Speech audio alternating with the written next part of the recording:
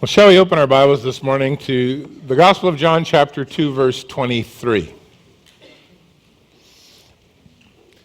And we want to spend this morning looking at these final three verses of John 2, as John continues to give to us the signs that Jesus did to convince others that they could follow him as the Messiah, the Savior, as the Lord, as God, come in the flesh.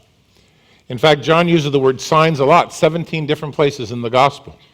But beginning here in chapter 2, we are given the signs and then what became of them, or literally what the result of them was. I think that chapter 3, when we begin there next week, that's a kind of a bad place to put a chapter heading. You know, the Bible didn't come with chapters and verses.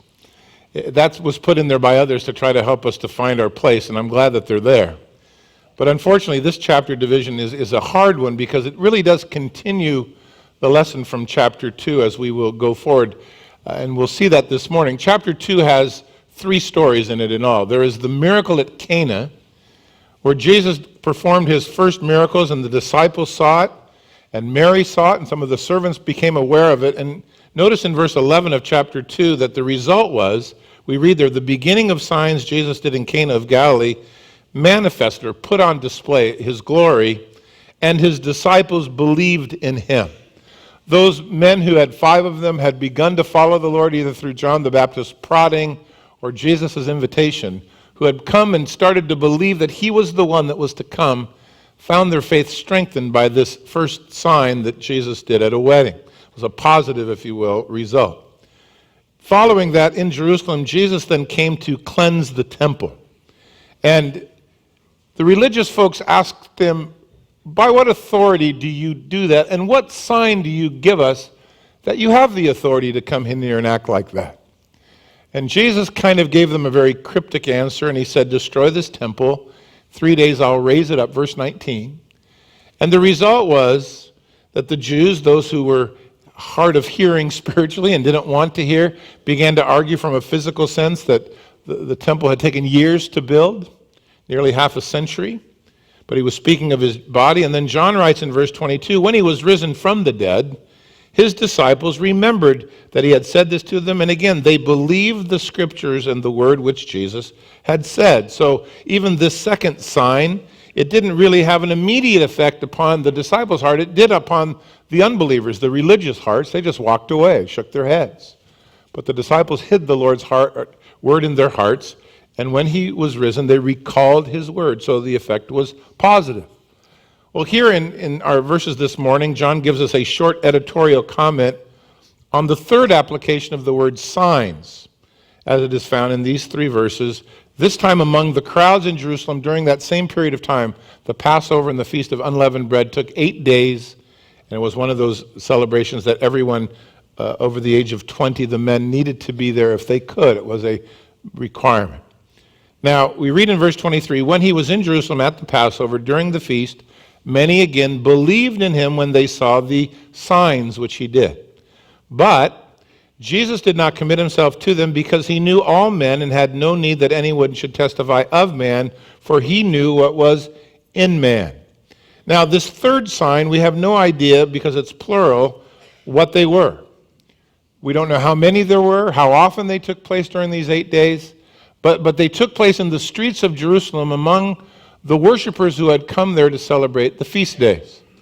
And we are told that as a result, many believed in his name, but Jesus would not commit himself to them because he knew all men, and he had no need that anyone should testify of men. He knew what was in men. And yet, in chapter 3, verse 2, Nicodemus will come out of these streets having seen these signs, and he will say to the Lord, Rabbi, we know that you are a teacher that has come from God because no one could do these signs unless God is with him. And Jesus gives everything to Nicodemus. He lays it all out on the table for him. So in the crowds, many believed, but Jesus wouldn't commit himself to any of them because he knew it was in them. But then there's Nicodemus, an old-timer, a well-renowned, well-respected teacher of the Jews who moved beyond the signs to the person, to Christ. And in his hungry heart, Jesus gave him everything that he needed to know on how to be saved. So in our text this morning, the crowd's excitement, I think, is understandable. Who wouldn't be excited seeing Jesus do these miraculous things and the wonders that he brought forth, though we are not told of them in specifics? What puts you off is Jesus' lack of excitement about them. Now, he's not that way about Nicodemus, but these unnamed folks in the streets, these many who believed in him, John tells us that Jesus wasn't at all excited about them, wasn't all moved towards them. He knew all about them. And herein lies our lesson and the title of our message, Unsaved Believers. And you'll find them throughout the Scriptures and throughout the Gospels. You'll find them this morning in most churches. But it is a vital lesson to learn, and John wants to tell us here, because John's issue is, let's put the signs of God's work in front of the people so they might then believe in him. Verses 1 through 11, the wedding feast at Canaan. The disciples believed in him. Verse 12 through 22, the cleansing of the temple, and the disciples hid in their hearts that zeal that he had for the Lord's house. They recognized that, but then they also understood later on, after the resurrection, what he had said. But notice here the response of Jesus. And the singular reason I think that it is given to us, since we're not told of the signs, is the fact that Jesus, being God and omniscient, turns away from them, doesn't receive them, if he wills. That he knew and he knows everything about us, our behavior, as well as our intent, our actions, as well as the thoughts behind them, that the Lord knows all. Now that's a pretty scary thing to think about, isn't it? It's something that you and I should learn as Christians, that God knows all about us. We are used to fooling people. We act ways that we aren't really living. We say things that we really don't mean. We pretend we're concerned when we're not. But you can't do that with him. He knows you coming and going. He knows before you act what you're going to do. He knows before you think what you're going to think. He knows it all. It's a pretty scary deal, isn't it? But boy, that we know that we understand that he knows that. So it can be so helpful. And it can be so convicting. And it can be difficult. For us, for man, knowledge is supreme. We're all about knowing things, aren't we? That's the way man is. We all of us know certain things. Some things that we know are vital to our life. Other things that we know are important to our jobs. But let's face it, most of us have our heads filled with random pieces of information that do us absolutely no good, take up a whole lot of space. Nothing that we can use. It's unconnected, right? They do us little good. And by the way, the older you get, the more fuzzy that box of things I know becomes. But much of it can be classified under things I really don't need to know. We sometimes call it trivia, or it's useless information. It takes up space in my brain. I know every word to American Pie. Proved it to my wife this week in the car. She tried to jump, we wouldn't let her. Let me give you some trivia. Maybe you didn't know. There's no piece of paper that you can fold upon itself 7 times. Do you know that? Don't try that now, by the way. We'll do that later.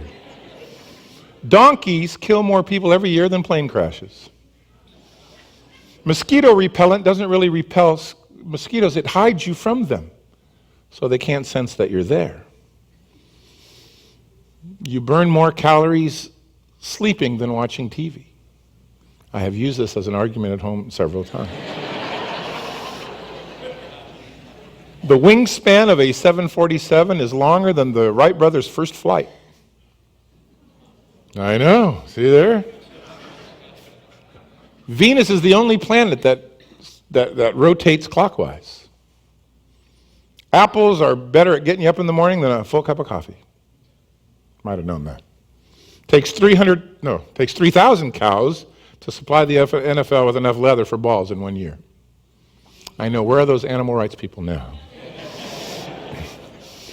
Most of the dust particles in your house are dead skin. I know. Michael Jordan makes more money from Nike in a year than all of the Nike factory workers in Malaysia making the shoes. Want one more? 35% of all people on the internet looking for dates are married. I know. Now look, most of those things you probably didn't know, but really, do you care? Do you need to know those things? No. And my head and yours is filled with useless information. But then I come to the Lord and I realize He knows everything about me. Every thought, every motive, every intent. In Mark chapter 9, when those friends brought their paralytic friend on a stretcher, lying on a bed to Jesus, it says that Jesus saw their faith. And He turned to that paralytic man and He said, "Son, your sins are forgiven you." And you'll read there in Mark that one of the scribes said within himself, didn't say it out loud, just thought it, "This guy's a blasphemer." And Jesus, knowing his thoughts, says, "Why is there evil thoughts in your heart?" That's spooky to me. I don't want the Lord hanging around watching what I'm thinking, you know? We hide in our thinking, don't we? But not from Him. In Luke chapter 7, as Jesus stood outside and He shared who He was, there was a prostitute, a woman of the streets, who heard Him speak and was so moved by what He said. How the Lord had hidden from the prudent those things of God, but to the babes He had chosen to reveal them. And she wanted to know God. And Jesus walked into a Pharisee's house to have dinner. And she came in the door, tears in her eyes, a flask of expensive ointment and oil. And she began to weep, and her tears began to fall on Jesus' feet. And she bent down with her hair and began to wash His feet and kiss them and pour this fragrant oil upon them. And the Pharisee who had invited to Jesus said within himself, if this man were a prophet, he'd know the kind of woman that was touching him. She's a sinner. And then we read, Jesus answered his thoughts and said to him, the Lord knows us. He knows us very well. He knows us very clearly. To a frightened group of believers gathered on Easter Sunday evening in the upper room, Jesus says there, and it's recorded by Luke, "Why are so many doubts arising in your heart? Why are you so troubled in heart?" Hadn't said a word to them, but He knew all about them. So, even in John, a few chapters from now, chapter 6, we will read Jesus saying, "There are some of you standing here who do not believe." And then John writes, "For from the beginning Jesus knew who did not believe and who would betray Him." So we're dealing with a God who knows us well, all of us, very clearly. And we get to John, who is interested in Jesus putting out on display who He is by what He does. So it fulfills the Old Testament. So it makes clear that He's distinct from everyone else who says they're gods. He acts, He does. He doesn't just talk. And the disciples are strengthened and their hearts are filled with truth that will later bring forth even more hope. And then Jesus heads for the streets. And many believed in Him, but He wouldn't commit Himself to any of them because He knew them. Didn't need a testimony from anyone. Didn't need an explanation from anyone. He knew them. The signs were really given to us so that we would know Him. And though they brought Jesus lots of public recognition, if you will, many were not believing in Him because of who He was and why He came. They were believing in Him simply because of what He did. They got to the sign and went, He's cool. And they never got past the next step, except Nicodemus did. "Lord, we know You're a godly man. We know God's power is with You. We want to know from You how we can get to God." And the Lord answered him, but he refused these. Miracles and signs can draw a crowd, but basing our faith upon them is foolish and temporary, because a sign points somewhere. His signs were to point to Him as the Messiah, as the fulfillment of the Scriptures, as the promised one. Jesus wanted men to know Him. He's interested that we know Him well. He gave us proofs by His works. He said in John 14 to the disciples, "Don't you believe that I am in the Father and the Father is in me? Then believe in me. And if you don't believe me for my word's sake, believe in me for the sake of my work. Let the signs convince you that the words are true. And follow me." But many of these quote-unquote believers in the Scriptures never pass the sign to the person. It's important, I think, that we understand these signs or miracles because it's an important issue. God set them before us to make the way for us clear. Some people tend to overnaturalize miracles.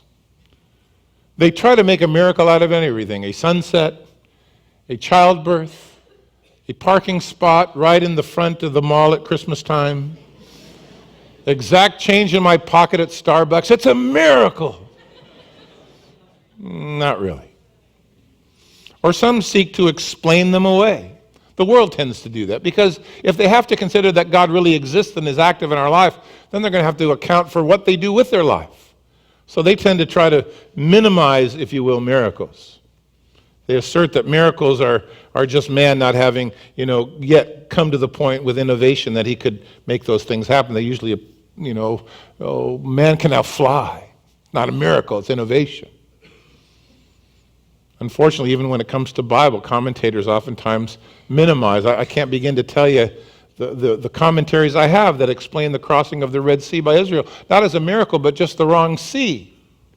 5 miles to the north, there's the Reed Sea. It's only 18 inches deep most of the year, and you can walk clearly across in the bulrushes, and it wouldn't be much of a miracle to take the whole entire Israeli nation across and wade over to the other side. And then you say to yourself, all right, how does the whole Egyptian army drown in 18 inches of water? But they don't address that. William Barclay, who is a great scholar, he certainly has written commentaries that you'll find in most pastors' libraries. I think I own most of his writings. But William Barclay, as wise as he is in some things, has tremendous trouble with miracles. And whenever you get to a Bible miracle, he seeks to explain them away. For example, that the feeding of the 5,000 men plus women and children, here's his explanation. Well, everyone actually had brought their lunch, but were afraid to bring it out because everyone was hungry and they thought someone might take it from them. However, when the little boy brought forth his lunch, everyone was, all right, everything's okay, and everybody brought out their own lunch. Really? Is that what the Bible says? Because I don't get any of that out of the Scriptures, But that's his explanation. His explanation of Jesus walking on the water is to say that oftentimes in the Galilee, and it's true, the winds blow to the north, and it whips up waves, and along the seashore oftentimes, you can see the waves lick up against the shore, and because it was night, Jesus was just walking in those wind-whipped waves in maybe 6 or 8 inches of water, and really wasn't, a miracle at all. But Peter sank in 6 inches of water. So some folks just try to explain them away. Others try to hype them, don't they? The guy on TV. Your miracle is waiting for you. And you can have it today if you'll just send me your great love gift, large or small. But that just cheapens the signs of Jesus in their lives and in ours. Look, a miracle by definition is a manifestation of divine intervention into human affairs. A divine work with a divine power for a divine reason. And Jesus' reason was he came to make himself known and to fulfill all that the Old Testament prophets had said that he would do when the Messiah came, so they wouldn't miss him, if you will. But if you stop at the signpost, if you go down Beach Boulevard and it says Huntington Beach 10 miles and you stop and just look at the sign, you'll never get to the beach. You'll never enjoy the seashore. You'll never get into the water because that sign is there for a purpose, to get you somewhere else. So with God. So with God. A miracle is God superseding the laws that he has established. It's like the law of gravity. If you don't know about it, just go ahead and jump off your roof of your house and you'll learn it. You'll learn all about gravity. But you know what? We can enact other sets of laws and have a plane take off. We can apply the laws of aerodynamics and propulsion that allows planes to fly, and to apply our understanding that air, as it rapidly flows over the surface of a foil, will create lift, and a jet engine will propel them forward. Is that a miracle? No. Just another law. A fully loaded 747 weighs roughly 900,000 pounds. You don't want to think about that when you're on one, but sitting here, you're all right. It takes 200 miles an hour for it to have enough inertia to get off the ground. So it's got to be going 200 miles an hour or 180 miles an hour into a 20-mile headwind. But either way, you got to get to 200. Normally, that takes a 747 about 58 seconds to get to that speed. Now, once it gets off the ground, it can fly 600 miles an hour for 14 hours. It's a miracle. It's a miracle. No, it's innovation. It's a higher law. So when you get to the Bible and you begin to read about the lame walking and the dead rising, it's Jesus as God operating miraculously at a higher law than we have. His law is the law of life. And they are clues to his love and to his person, and they are there for all to see. To the wicked religious folks, when he was cleansing the temple, Jesus gave him literally nothing to go on but the resurrection. And cryptic as that was as well. To this undercommitted crowd in the streets, Jesus gave even less. Now notice that the wicked asked for a sign and they were given a cryptic answer.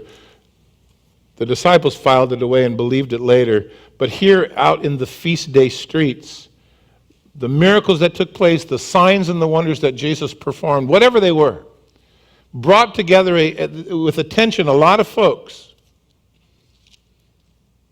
But they didn't bring them to him for the right reasons. And the sign never got them to their knees before the God of the universe.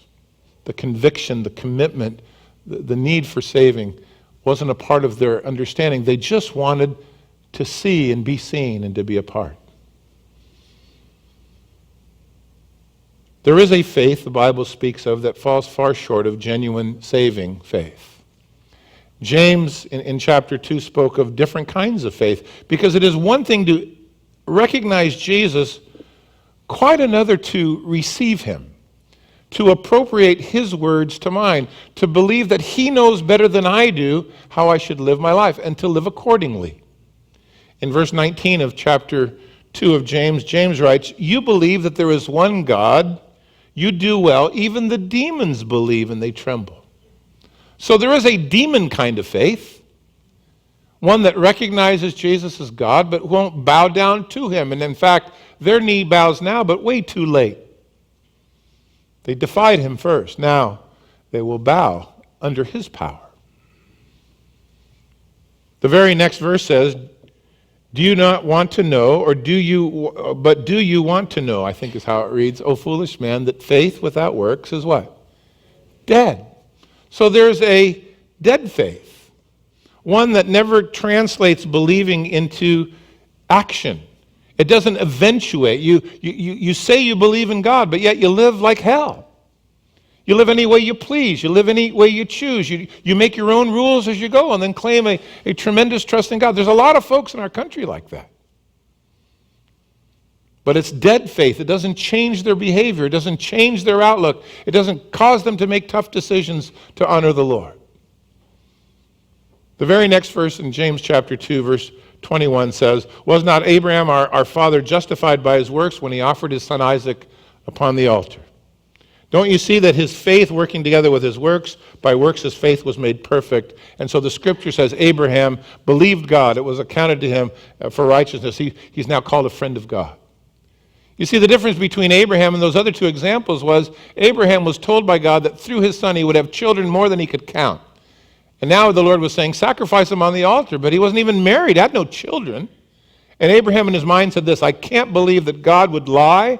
I trust his word implicitly. And if it means that Isaac, my son, is dead, he's going to have to raise him from the dead, because God doesn't say something that isn't so." And he believed God, and it changed his behavior.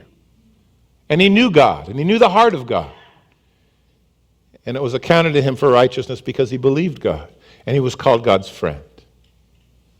Dynamic faith, saving faith, that has you bringing your life to the Lord and following him with authenticity, with realness, with a faith that moves you and changes you and fills you. Well, here in verse 23, during the feast, many believed in his name. Many believed in his name. The Amplified Bible says this, many identified with his party. They would follow him while the going was good, while things were going their way. But realize this is early on in Jesus' public ministry. As he begins to speak to the crowd, things begin to get more difficult for these believers. Because now he's going to speak to them about their religion and the foolishness of it, and the wickedness of men's heart, and the absolute necessity of repentance, and that there's none that doeth good, no, not one, and that there's no righteousness that dwells in you. You need to be delivered and saved. And more as they listen, the people went, "Yeah, I'm gone. I'm out of here." And the believers of chapter 2 become the, crucify him of chapter 19. They turn and they begin to walk away. Their faith is not in him, but in what he can give them. And his popularity will quickly turn to their plans to kill him and shut him up and put him away. They are unsaved believers that were drawn by the signs, but never commit themselves to him at all. And you can see it a lot in the scriptures, even in the book that we're currently in John, for example, chapter 8, as Jesus was speaking to these Pharisees, it said that as he spoke these words, John 8:30, many believed on him. And so Jesus said to them, look, if you abide in my word, you can be my disciples indeed, and you'll know the truth, and the truth will set you free. And these believers said, wait a minute, we've never been in bondage. How should you make us free? We are Abraham's kids. No one has ever had it up on us. How are you going to make us free? Well, they were under the bondage of Rome. They'd been under the bondage of sin. They'd had more than one nation rule them. But it's that arrogance and that pride of position. And Jesus went on and he said, look, if you commit sin, you're a slave to sin. And a slave can't live in the house, but a son can abide forever. So if the son makes you free, you're free indeed. And then they said, well, wait a minute. Abraham's our father. Jesus said, if Abraham were your father, you'd listen to me like he did. And then they said this, well, at least we weren't born out of fornication. Really? These were the believers. Jesus said, Abraham, your father, longed to see my day, and he saw it. They said, no. You've never seen Abraham. You're not even 50 years old. No, you're right. He was about 30. And Jesus said, before Abraham was, I am. Took the name of God. And they picked up stones to stone him. The believers did. In Acts chapter 8, you might remember at the killing of Stephen that the church was forced to run out of Jerusalem and to run for the hills, actually to run for their life. And they departed in every given direction. But Stephen, who was one of the ministry folks in Jerusalem, went to Samaria. And in Samaria, as the multitudes gathered, the Lord began to use Stephen and to preach and to do miracles. The unclean spirits came out of folks. Paralyzed folks began to walk. And the people, in almost unison, believed. There was great joy in the city. And the people believed in God when they saw the miracles of Philip, and they heard the words that he spoke. There was a guy in town named Simon. He was a sorcerer. He ran the town, kept him under fear. When he heard what Philip had to say, it says that he believed, and he came down with the rest of the town, and he was baptized there in the river when they saw the miracles and the signs which were done. Jerusalem got wind of this great revival, and they sent Peter and John so that they could come and begin to pray for people to be filled with the Holy Spirit, baptized in the Spirit. Simon stood and watched Peter one day laying his hands on folks, and they were being filled with the Spirit. And Simon went, hey, Peter, come over. I got a bunch of dough if you could teach me that trick. I'd like to be able to have that kind of control over folks. This was the believer who had been baptized by Philip, Simon the sorcerer. And Peter said, look, your money can perish with you if you think that the gift of God can be purchased. You don't have any part or parcel in this. Your heart's not right with God. You better repent, lest the wickedness in your heart God might forgive, because you are poisoned by your iniquity. This is the believer. And yet, did he believe? In John chapter 6, I think it is, Jesus feeds the 5,000. And as you read the story there, you'll read that the people who had seen the food coming forth responded by saying, this is truly the prophet that was to come into the world. And so they decided they would come to take Jesus by force and make him king. They didn't want to repent. They didn't need salvation. They wanted a political deliverer, and they were going to make that happen on their own regards. John chapter 6, verse, I think, 14 and 15. Jesus took off, got in a boat that night, sailed off with the other disciples, and the people in the morning got up and went, where did he go? They wanted some more food. They ran across all the way around the lake for miles. And finally they found Jesus, and they said, hey, where'd you come from? How'd you get away? Where did you go? We were looking for you all night. And Jesus said this, you seek me not because you saw the signs, but because you ate of the loaves and fish. So don't labor so much for the food that perishes. Look for the food that will endure to everlasting life, which the Son of Man will give you, because God the Father has set his seal upon him. And they said, well, what are we supposed to do God's work? And Jesus said this is the work of God. You can believe in him whom he sent. That's the work of God. Well, then Jesus sat down and he began to speak to these folks about being the bread of life. And if you come to me, you'll never hunger. If you believe in me, you'll never thirst. You have to eat my body and drink my blood, and then you'll have life. And the people went, that's kind of gross. And the Lord said, look, the words that I'm speaking to you are spiritual ones. They're not life. They're not physical. They're spiritual in intent. By the time you get to the end of chapter 6, I think verse 66, you'll read the words, and from that day on, many of his disciples walked away and walked no more with him. The believers, the ones who said they believed in him, now are running away from him. They flee. They don't really want to hear. And Jesus called these people to himself, and he said, look, if you desire to come after me, you deny yourself and pick up your cross and follow. And they walked away. And they turned away. If you base your faith on signs, you'll never have enough signs to keep you.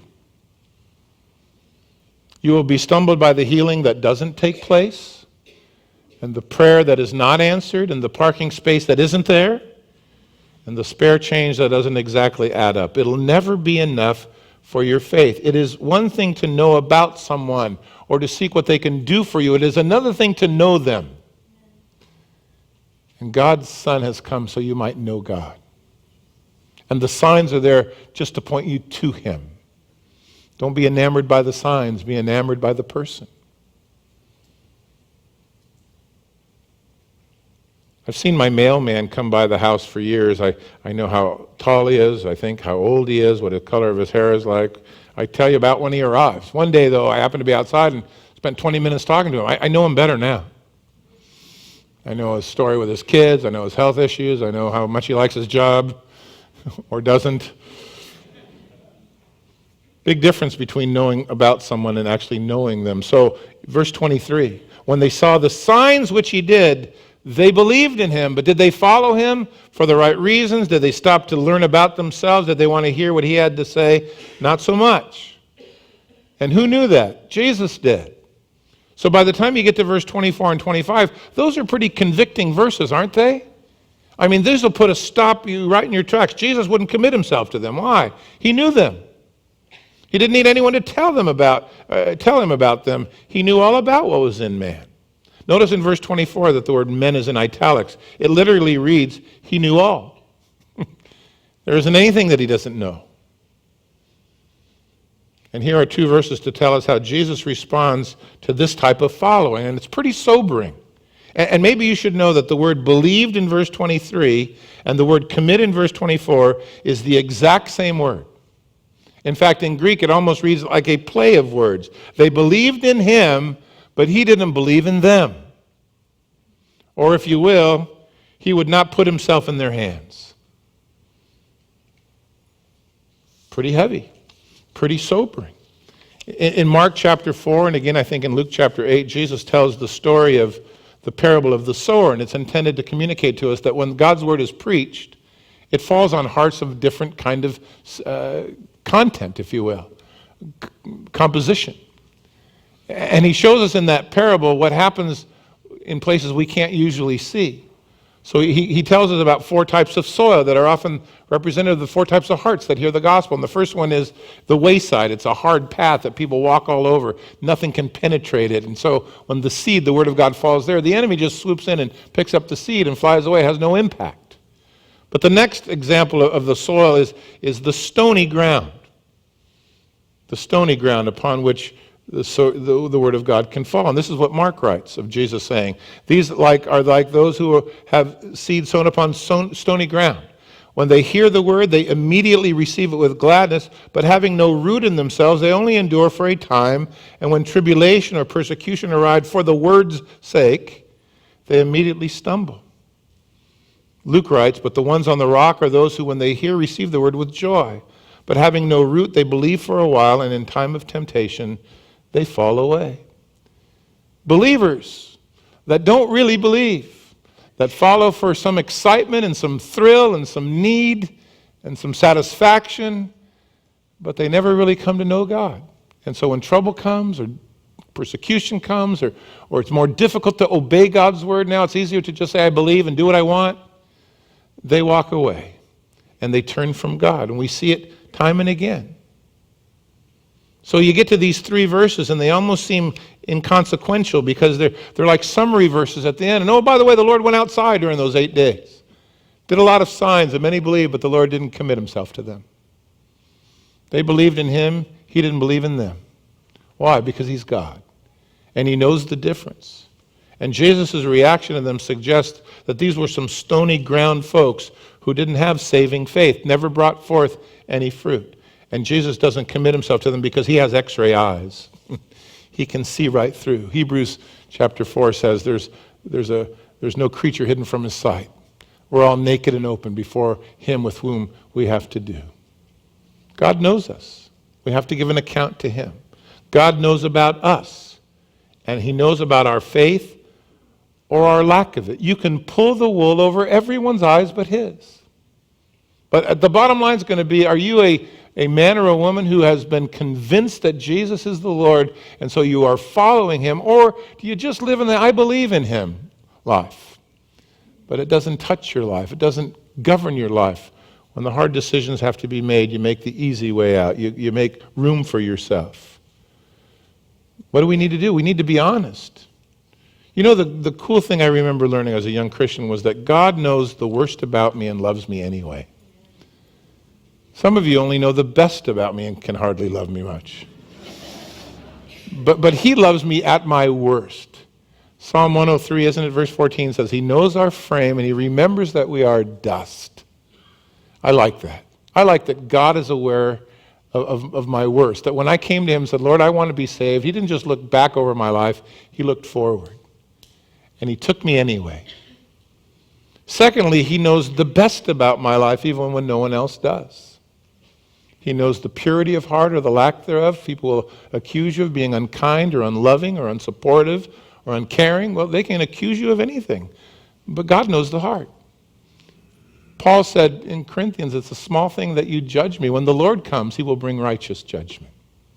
John wrote in his little epistle there, 1 John chapter 3, if our hearts condemn us, God is even greater than our hearts. He knows the truth about it. He knows all things. But if we can come to a place where our hearts condemn us not, then we can have confidence towards God. He knows the best about you. And he sees you as a finished product, not just one in the works. Ephesians chapter, I think 2 verse 10 says, we are his workmanship, his poema, created in Christ Jesus for good works which God has prepared beforehand so that we could walk in them. God's not finished with you. God will finish the work that he started. But know this, the word believe doesn't always work. God knows all things. And he wants you to know him, the person behind the signs and the wonders and the peace and the joy and the hope and the rest that you seek. You got to know him who came to rescue you. You need to know Jesus. What can we do to do the works of God? You can know him. And it'll make a difference in your life. Next week, we'll get to meet a guy who actually came to know him. Father, this morning as we contemplate, Lord, the shallow kind of ineffectual believing that we find so often in the scriptures surrounding the Lord. And in the crowds of people, they believed until the food was gone, and they believed until the healing didn't come. And they believed until the proof wasn't sufficient. And they believed until things crossed their path in the wrong direction. And then they quit believing. The temptation came, the difficulty, the suffering. I have to make a hard choice now between serving the Lord and serving myself. And I serve myself. And then, Lord, there are those who believe, and those signs that you do in their midst strengthen them in their faith. Like the disciples. And like Nicodemus, who sees a light for the first time in years in a very dark religious place. And the signs brought him to Jesus with questions and hungry heart. And Lord, we watch your Son fill him with knowledge and truth, while setting aside these in the crowds who believed, but it certainly wasn't faithful, saving, delivering kind of faith. May we, Lord, be those who believe unto life. And I would say to you, if you're not sure that's you, you can be sure. You just got to go and be honest with Jesus. Confess your sin. Admit your guilt, your desire to be right with him, and ask him to fill you and to save you, forgive you. Get to know him. He'll do great things in your life, no doubt. But that's not why you should be here. You should be here for his sake, because he's worthy to be praised, and he's the one that we need to follow, and his ways are right. And yours, when they conflict with his, are not. He's the Lord. Are you a believer in a biblical sense? If not, hey, this morning you can fix that. You can come and pray with one of the guys, and the Lord will hear your prayer, and you and Jesus will come together, and he will give you life. But don't do with God what you do with others, because you can't fool the Lord. He sees you coming and going. David learned that 1000 BC, wrote that psalm we read this morning. May you learn it this morning and come clean with him. He knows the level of commitment that you give, whether you talk a good game or not. So you come and pray, and God will meet you and will do what he loves to do, save and wash and make new. Shall we stand?